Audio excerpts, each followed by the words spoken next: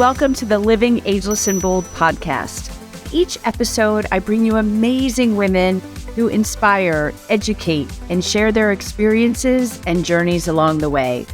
So grab a glass of wine or a cup of coffee, find a cozy spot, and let's relax and have some fun hearing what can be accomplished after 55. Hi, everybody. Welcome to this week's episode of Living Ageless and Bold. Have you ever wondered why, even after 50, you still bump into some of the same patterns in relationships, at work, even just with yourself?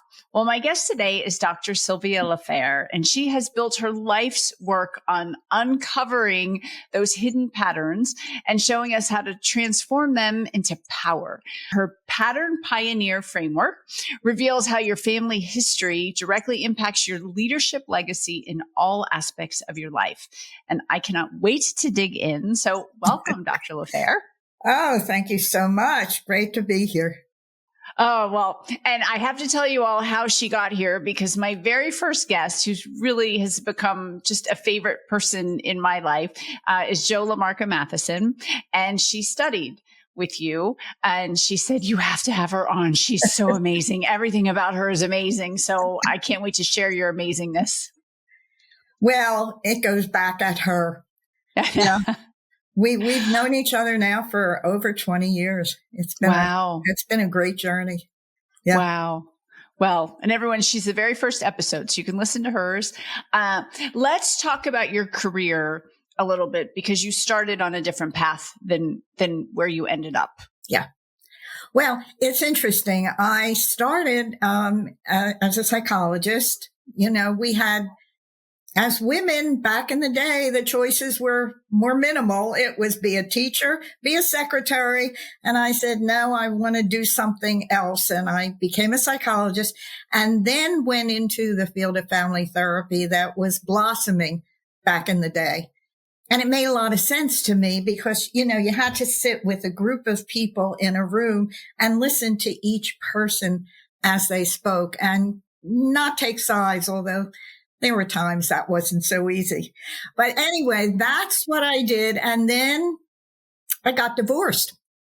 And I thought, well, I can't do family therapy anymore. My own family isn't working.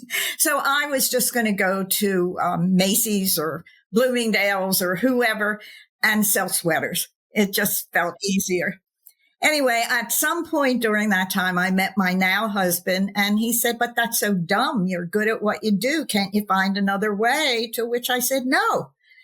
And he said, well, I'm going to help you. So he set it up to do some programs, and it really began to work. And we created together creative energy options, which sounded kind of like an interesting, unique way of looking, never thinking it was CEO for short. And everybody would just call us CEO.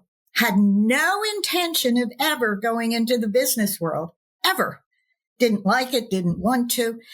And here's where, you know, a bold or synchronistic or whatever you want to call it, a moment happens in life and you have to pay attention. So we were doing a program for, parents whose teenage kids were driving them a bit bonkers. So the room was pretty full. Wait, isn't that everybody? We all know what that's like. If I had more room, we would have probably we were in suburban Philadelphia. It would have probably been the whole of the city too. You probably could have filled MetLife Stadium. I think so. Maybe that's the next one. Yeah. Anyway, but it's just funny how life happens. Some man walks up to me at the end of the program. I thought he was going to talk about a son or a daughter. And he said, will you come work with my senior leadership team? I mean, it was so out of left field. So I looked at him and I said, why? And he said, they're fighting. And I said, so what? And he said, but Sylvia, you work with people who fight and have to get along in families. They have to get along. And I thought, well, you know, he's going to pay me. I'm going to go in. I'll see what it's like. I'll say, thank you very much and leave. But it worked because what I saw then was a similarity to working with families to working with teams. So he hired me long term, and then it just took off from there. He told a friend who told a friend. All of a sudden, we're working with a lot of very large companies, and never looked back. And do you mind saying how old you are? Because I know Joe told me, but No, I'm not telling. No, I'm not telling. Sorry, but thank you for asking. So you've been around a lot. Age is in the mind of the beholder. So if you want to know how old I think I am, I'd say 55, maybe. Okay. I just think it's so amazing that you continue to do this amazing work at an age that might be older than most people would think somebody would be doing this kind of work. Wait, Christine, let me just say this. I'll get this far. When I turned 70, okay, I have two daughters. One of my daughters said, "Mom, you're so immature, nobody will notice." I love that. Yeah. I could hear my daughter saying that to me. I think it was a compliment. Yes. No, it definitely is. No, but I love what you're doing. And let's talk about the framework, because it really is fascinating. And we are who we are. We are our familial legacy, and good, bad, or indifferent. There's nothing we can't change that. So we have to adjust possibly to live our best lives. So talk a little bit about, the baggage we all have. Well, it's what I learned. And I learned this, from working with families, but going into the business world. And I work with family businesses, with entrepreneurs, with senior leaders in major corporations. So it's coming from all these different perspectives, but we do bring our family to work with us. We do. Whether we want to or not, we do. And that's part of why I'm still so enlivened and excited about the work I'm doing, because it's ageless. So we're deciding, you and I and Joe and whoever else raises their hand, we're all ageless. Yes. But that's the name of the podcast. Ageless and Bold. Which is good. Yeah. And I've been thinking about the bold part of it and what that means, and, how to take risks and be willing to lose in the traditional sense of the word, but to explore. And that's, I think, what's kept me so enlivened and excited about this kind of work is that. So this is what happened early on. I knew the head of this various company, and he said, "You've got to work with one of the sales teams. They're having a lot of trouble and people are really upset there." And so I went in and worked with the director of the group, and he was complaining about a woman that he worked with. We'll call her Grace. And he kept saying, "Grace this and Grace that." And finally, I took my family therapy hat and put it on, and I said, "If you don't mind, could you just tell me a little bit about your parents and growing up?" And he said, "Are you crazy? That doesn't mean anything here, Sylvia. This is work." And no. So I said, "Just give me one sentence. Just tell me a little bit about your father." And he said, "My father was a jerk. He left the family early, and he always had to be right. And he never was, but he always had to be right." So I was smart enough to zip it. I just said, Later in the conversation, something came up about Grace, and he said, "She always has to be right, and she never is." And I thought, there's a connection. So we started, and finally I got him to talk a little bit more about his family and how he saw his own, we'll call it unfinished business, his own triggers, his own issues in Grace that were similar to his father. Now, the thing that was exciting here is he hadn't seen his father in 20 plus years. And I said, not knowing what I was saying, I said, "Well, if your intention is to see him, it'll happen." And about 3 days later, he called me. He said, "I can't work with you anymore." I said, "Why not?" He said, "'Cause you're creepy." And I thought, well, that's like a nice thing to say to me. Okay, what does that mean? He said, "Sylvia, my aunt called and said my father's in a nursing home, wherever he was, and he wants to see me." I said, well, I didn't make that happen. It just happened. But like what a happened, witch. Yeah. well, he was calling me that too. Oh. Yeah. But what happened was he saw his father, found out why he left the family that had never been discussed. It calmed him down. He and Grace were able to have a better relationship. Mm-hmm. And the lawsuit that was going to be never happened. And by the end of the year, this team was, getting bonuses that were outstanding. And I became kind of a mascot hero for the team. Yeah, it was, hero, mascot. You're right. I like hero better, but thank you for that, Christina. So from there, I saw how much, we bring our family into our work, and old patterns that didn't get handled get triggered. So tell me where you want to go with that. Well, no, I am curious because it's the same thing when you go to couples therapy. And I know I had a girlfriend and they ended up getting divorced, and that the therapist said to her, you have to break this cycle or you're going to date somebody just like him again. You have to realize what that relationship was, what wasn't healthy about it, and find somebody different. So I'm assuming that's how you work with people, is learning how to break that cycle so that it doesn't continue on and on. Yeah.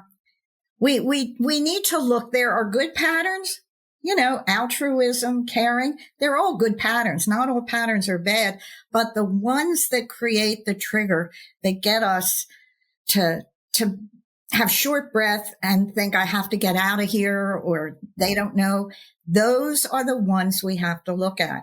So what I did was I started to look at what are the 13, I came up with 13. It's a big number, but most common patterns from childhood, from our families, that show up in our present lives at work and in community and in our personal present relationships. And I'll just tell a few of them. And I was just going to say, give us a couple. Well, for women, this one is no shock, is the pleaser. I mean, we have been programmed. I notice whenever I go to the market and, I'm walking and if I happen to bump into, what's the first thing you say? Oh, I'm so sorry. Sorry. Yeah. And no matter what, we're conditioned to it. Now, there's nothing terribly wrong with saying I'm sorry if you bump into somebody, but we have to begin to look at what does that mean in our lives? So, but then as I looked at the pleaser, the avoider, the rescuer, another one for women is the rescuer, and the victim. I'm the fixer. I don't know if that's in your 13, but I always need to fix everything. If there's a problem, I need to go in and fix it. And sometimes you just need to let it be. Is that the same thing? Okay. Yeah. Just sometimes I have to learn to just let things go as they're supposed to go. And I can't always. The rescuer is a big one for women. The martyr, which is a little bit different. The martyr is, we had a woman who worked in our company for a while, and it was very interesting. She was the first one in the morning and the last one to leave. And we had a cleaning service that came, but she was always running around emptying waste baskets and then talking about how tired she was all the time. So as I began to look at this, I thought, if all I'm going to do is say, hello, I'm a pleaser, my name is Sylvia and I'm a pleaser, or I'm a martyr. Okay, that's nice. But what else is there? And I thought, how do we transform these? So my personal story, my personal pattern that I've had to work with is the drama queen. And that you are the drama queen? Or you? Yeah. Okay. I can do Academy Award winning drama when I'm upset. And I don't do it as much now because I've had to learn to tame it. But what's interesting is, and this happened in one day, and this is when we were pulling all these patterns together. I was in a meeting and somebody was saying something really inappropriate, and I slammed my hand down on the table to make a point. I said, well, that's not going to work. And as we were leaving, somebody said, oh God, Sylvia, that was so dramatic. And I thought to myself, what do they know? It was to make a point, right? Later that day, different meeting, different group, different situation, same Sylvia, and somebody said something. I knew not to slam my hand on the table, but I put it up saying, wait a minute. That doesn't make any sense. And somebody else said, there goes the drama queen. And I thought, well, what do they know? Then I came home, and my daughters were in college at the time. And one of my daughters called, and she was telling me something that had happened. I went, Julie, that's so ridiculous, and blah, blah, blah. And she said, Mom, stop. When you do that and you get that dramatic, I can't talk to you. So let's talk later. Okay? Bye. And she hung up. And I looked at the phone and thought nasty thoughts, but I thought 3 times in one day. Right. That's a sign. So I said to my husband later that night, do you really think I'm a drama queen? And he looked at me and went, you've got to be kidding. Okay. So I got it. So what happens is I had to look at what's the transformation.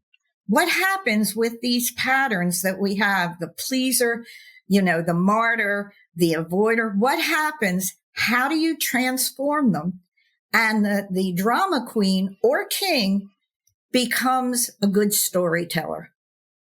Now, here's the thing, and it works because when you're dramatic, there's a lot of adrenaline going, and the dopamine is going up, and it's fun. I have to tell you, I don't know about you, where you fit in this drama stuff, but I'm laughing because my husband on a daily basis calls me drama queen. So I'm right there with you, sister. Well, listen, and you now have a podcast to listen to people's stories and tell stories. So you've done the transformation. But when I went back to look at where did it come from, I have an older brother, and he was king of the hill. Nice guy, and I love him very much. But as a kid growing up, he was the boy. I was the cute little girl. And if my brother said, tomorrow is Thursday, my parents would say, oh my God, that's brilliant. And if I said tomorrow is Thursday, they say, yes, honey, that's really nice. So the only way I got attention was to make a lot of noise and have a hissy fit. So that's where the drama queen developed. And as we look back, we can each find where the patterns developed. And then we have to, I call it the out technique. First, we observe it. That day of 3 times in a row. Check. I got it. Check. And then I had to understand it, which was going back and saying, oh, it was the only way that I could really be heard, in a way that I wanted to was, I remember once my brother and I had a fight, and he took a book and hit me over the head with it. My parents were outside with some friends in the back, and I kind of waddled out. I was really okay. And I said, Jerry hit me and I'm going to pass out. And my mother said, you look okay. Go back in and have a glass of water. So, but I learned that was the way. And then I had to do the heavy lifting of saying in meetings, in my personal life, what happens if it's not okay? And I have to take a deep breath and say to myself, instead of making a big fuss, I'll tell a story. Now, do you, I don't want to say embellish your story, but I am a very good storyteller, but I'll tell a story. And then there's always like, is all of that true? Did she not like lying, but I just like to make stories a little more colorful. Well, I call it underlining. Underline. I love it. I love it. Yeah, but and you have to be careful in that, not to underline, double or triple or embellish, but to tell the truth. But you want to get your point across in your story. Yeah. And so the pleaser becomes a truth teller. Because pleasers will say yes, no matter what. And here in the back of their head, they're thinking, are you nuts? You want me to do what? But they won't say it. Right. So pleasers become truth tellers. And I'll tell you a quick one with this, because I know we don't have a super amount of time, but I was teaching a group of people in a team at work, and the head of the company, he was addicted to buying new companies. It was just a fun thing he loved. And one day he came That's in. That's an interesting addiction. Well, listen, an addiction's an addiction, and they were stretching things and not getting more people. Everybody was in overwhelm, and they were complaining about it. And he comes in and he says, "Oh, I think I'm just buying this new shop in Boston." They were in South Carolina. So it's like, oh my goodness. And, the gal looked at him, who was the director of the group, and she said, "I don't think that's a good idea." In the past, she would have said, "Oh, okay, sure, I'll do it. I'm a good girl. I'm a pleaser." So we took a break, and the three of us went into a room, and he said, "But you've never said that before." And she said, "Well, I never had the courage to say it before." But she said, "I have to tell you the truth. If you do it, you're going to have some people quit.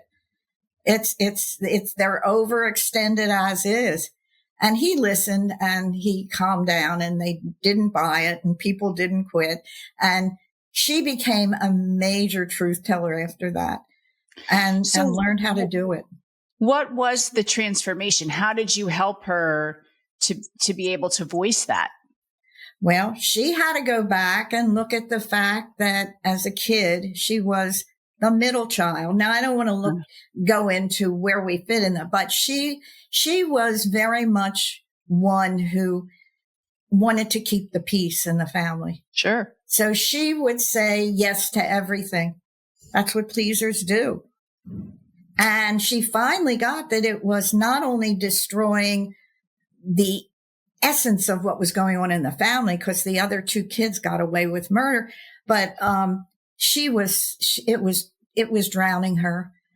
And so you have to practice. One of the things I teach, I'm not the only one who says it, but remember, no is a complete sentence. You don't have to defend, explain, or justify. I mean, you can add something to be polite. No, that won't work for me. But no is a complete sentence. And in our culture, no means I don't like you or I don't want to agree with you. So saying no, and we've had to practice. We would do these Gutsy weekend programs. And there was a time we'd have people practicing just saying the word no. It's hard. Yeah. Let me hear you say it. Yeah, I know. No, but there's a study out of Stanford that I talk about sometimes when I speak, and because my whole philosophy is just ask. What's the worst anyone's going to say is no. And the study says that people are actually more likely to say yes than no because they are so afraid of what people will think of them if they say no. So it's scientifically proven that people are afraid to say no because of the reaction that they'll get. Yeah. And a lot of times what I find is if you do say no, the tendency is to defend, explain, or justify rather than saying simply, that won't work for me now. Yeah. That's enough. And somebody can say, what do you mean? And you can say exactly what I said. That won't work right now. Thank you very much. And defending and over explaining, you lose your power. It's much stronger when you just say, nope. No, that's it. Yeah. We're on the same wavelength. Yeah. But it's not easy. It's not easy. It's, and those, what is it? Still waters run deep. So knowing how you grew up and transforming these patterns that don't work. Yeah. First of all, as I said, the way out, you have to observe it. You have to listen if you've heard it, like I did 3 times in a day, but you'll hear it. You pay attention. We're smart. As women, we're smart. Then you have to understand it. And that's going down and looking at where it occurred in the family. I know she won't mind my saying this because we already did a program about this, but Jo LaMarca said that, her tendency was to be a pleaser. And I called her. Totally see that. Well, it was so funny because I just happened to call. I wanted to set a meeting time. And she said, why are you calling me now? I said, because I want to set some time for us to talk. She said, well, I'm going in to ask for a raise. I said, don't settle for anything less than you deserve. remember, you can say no if it's not good enough. And she went up the scales. Yay. Yeah. It's that what you do truly is empowering. And how long does it take? Like, how long does it take to break these cycles to get, like, your 3 made you aware that you were a drama queen and you had to learn to become a storyteller instead of adding, well, some underlines, but what's a normal process for that? It can't happen overnight. Well, if you really put the intention there, it can be done in 2 or 3 months. It's not, okay. This isn't years and years and years, and that's good to know. Let me show you. I have a book. I was going to say, let's talk about your books. Called Gutsy, How Women Leaders Make Change. And the 2nd edition is out now. So that includes perimenopause and menopause and, the things that as women we need to consider and really look at. And I know Joanne helped a bit with the book and saying, please make sure you put that in. And she has this great program now about menopause. And it's like, if something is there, you can, there's a workbook that goes with it and you can answer the questions, but you begin to listen differently when people speak with you. And then you say, how do I want to respond to this? So I have a great word. It's called jubla. And it's no judging, blaming, or attacking. And it's what you said before, Christina. It's asking, what do I need to learn from this? How can you help me?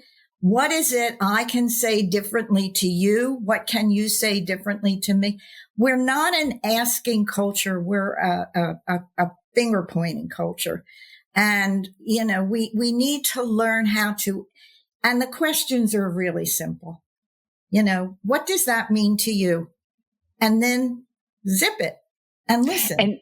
And listen. And that's so important. I have to say, and I've said this before on the show, my husband is brilliant at listening.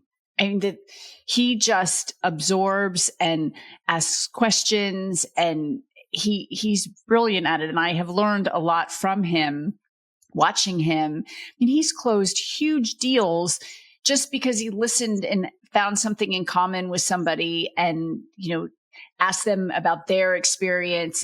It's just paying attention to what people say. And most of us don't do that. We're so quick to want to say what's next on our mind that we don't stop and listen and pay attention to the person who's speaking. Well said. Well, you're very lucky. Many men are not like that. No. And it is learned. It is, when we first met, this was not how he was. This has gone on. He learned this through business. And I'm sure because he became so successful by listening. And, people want to talk about themselves. They do. So if you make them feel good that you're paying attention to them and that they're really special and truly mean it, you're going to get a lot further in life than just talking about yourself. And, if they say something, oh, well, I did this and I have this and nobody cares about that. They want to, they want to talk about themselves. So I'm curious, what made you decide to do the podcast for it's funny women? So I started in my 50s have been incredible. I went out on limbs that I never thought I would do. I'm now, I guess, co-host on Fox on the lifestyle shows. I do segments. I'm a guest host on QVC, and it just like all these great things happen. And all my friends are so amazing. Like, we're not washed up. But people were talking about us like we were. And there was the certain CNN anchor, who, and it doesn't matter what side of the fence you're on, but who said that Nikki Haley was past her prime at 56. And when I realized he was 56, I lost my mind. Like, my husband will tell you, he saw it just go. And I'm like, that's it. I'm doing the podcast. People need to hear from women like you. And I think I'm done 130 interviews, and the women are incredible, and their journeys and their stories. And we're just getting started. I mean, we know you're over 70 and you're not stopping anytime soon. So you are still changing the world at 71. But I wanted to tell the stories of women like us. And I have a television segment about my podcast. And I just have really big dreams of sharing women like you with the world that you're inspiring. Well, so are you. Thank you. Thank you. I'm having a lot of fun. And that really is. May I ask, we're going back a generation, but was your mom a stay-at-home mom, or did she work? Or my parents were divorced. Good relationship, but no, my mom worked, several jobs to keep us in a good community that we lived in, so we could go to good schools, and we lived in a nice neighborhood. And but no, I was a latchkey kid at 9. Well, that was the generation, and the latchkey kids became very independent. Yes. Yeah. And here you have it. Beautiful. So Sylvia, I knew our time would go so fast. Tell people where they can learn more about your work and your books. And because we didn't even get to them. I think there are 6 or 7 books, and they all look so good. So where can people find you? Okay. Well, the easiest way is to go to the website, which is, CEOptions, CEOPTIONS.com. And everything that you want is there. I'm in the process of putting, it's on the website, but I haven't done very much with it, a membership site. So I have so much stuff from so many years. So I want to put all of that on so people have access to it. And then I will do some Q&As 2 or 3 times a month to keep Wonderful. going. I really want to get the pattern concept, and the title of the membership site is Pattern Breakers Leadership Lab. So I like that. It's because we have to break these old patterns, then to break them to transform them, and we'll all be better off for it. Yeah, absolutely. We'll have everything in the show notes. Everybody listening and watching, share this episode. We all have it. We all have something from our past, and if we can learn to break through it, it's only going to make us all better people, better humans, better leaders, better everything. So thank you so much for joining me. Thank you. Keep being bold.